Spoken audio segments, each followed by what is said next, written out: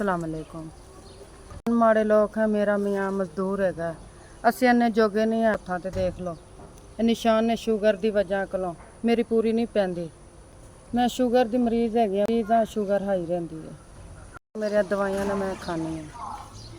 मियाँ गरीब है तो दवाई का आसरा कोई नहीं है। तुहाडे वास्ते दुआ करांगी, मेरी दवाइयां की मदद करो। मैं 5-5 7-7 दिन दवाई नहीं खा सकती। मियाँ इन्ने जोगा ही नहीं है जेड़ा मेरी दवाइयां पूरियां करे। माड़े लोग है, मजदूर लोग है, शुगर ने जिसम मुका छड्या। बीमार रहने टुरन फिरन तो आवाज़ार है। मेरी मदद करो, मेरी दवाइयां की मदद करो। तुहाडे वास्ते दुआ करांगी। छोटे छोटे बच्चे ने, मेरे तो इलावा पालन वाला कोई नहीं है।